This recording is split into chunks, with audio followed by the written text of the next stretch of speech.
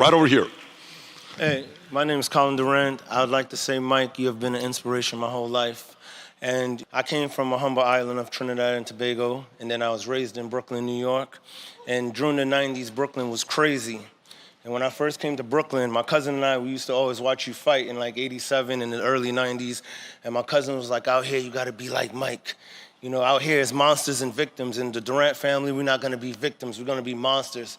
So I became a very good fighter. And of course, growing up that time, it was very dangerous. So I had to physically fight. And that fighting took me to, you know what? I don't wanna be in the streets fighting. So I ended up joining the military. And I went to the Navy, and I was a Navy corpsman, and I became, you know, with the Navy corpsman, it's like, oh, you're going to the Navy, you're gonna be fine.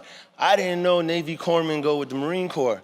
So I got attached to the Marine Corps. I saw a few Marines in here, so hoorah, simplified. And I continued to be a fighter. And, you know, when I got out the military, I was still kind of a fighter, and I was, you know, somebody say something to me, I punch him in the face, because I learned that from you, I learned that from my pops. You know, I've never been a bully, but if you bullied my friends or you bullied me, I made sure you never wanted to fight me again, and that was me. You know, in my neighborhood, I was the man in Flatbush. But then older Mike started inspiring me, because one day I watched an interview with you, and it was like, you have to understand how much violence it took to become this peaceful. And I started saying, man, I gotta become like this. And then I started doing marketing and stuff like that, and I was like, you know what? But now I'm in that transition where I'm just trying to be humble like you, because you know, when you fight all your life, people don't know it. I still stand up straight, I stand up proud. Everything hurts now. You know, everything hurts. I wake up, my feet hurt, my ankles, and I'm just like, you know, how do you deal with that when you know, I have 3 sisters. And Pat, you know how you say you defend your family. Brooklyn, New York, is 3,000 murders. There's guys harassing girls, whatever. Nobody touched my sisters growing up, you know. And I got my brother here who's also a veteran. And it's like, how do you go through every day knowing like, man, I can't physically harm nobody anymore, but I still want to be a monster somehow.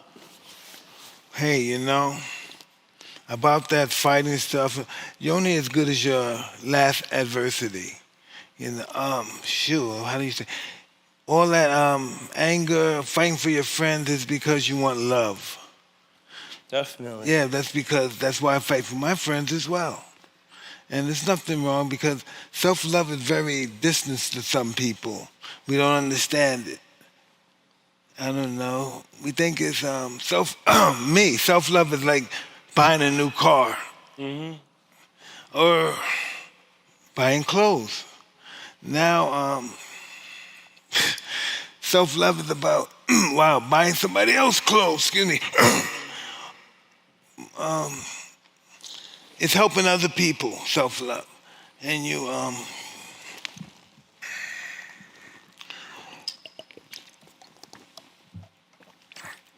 and this is what. Since you talk about humbleness, you have to love everybody else in order to love yourself. And that's what I learned in life. So is it because, you know, we've heard, by the way, is there a gorilla coming here? Or you guys What? hear that? So it sounds like a gorilla or somebody's banging on here wanting to maybe fight Mike. I just believe in me. And I'm gonna overcome all my adversities. I'm not gonna, you know, it's like this. The truth will set you free, but it's gonna make you miserable first. And that's how I live my life. I tell the truth, and then I say, fuck, I wish I didn't do that. Mike, is it more loving out first, then in, or is it loving in first, then out? Well, you have to understand the definition of self-love or love, you know? We don't understand that only through our parents. And sometimes our parents don't understand the process of love or self-love. So we have to journey, and we have to be searchers. And once you're a seeker, it just never stops. You never stop learning to the end of time. It's too much history for us to consume in our lifetime.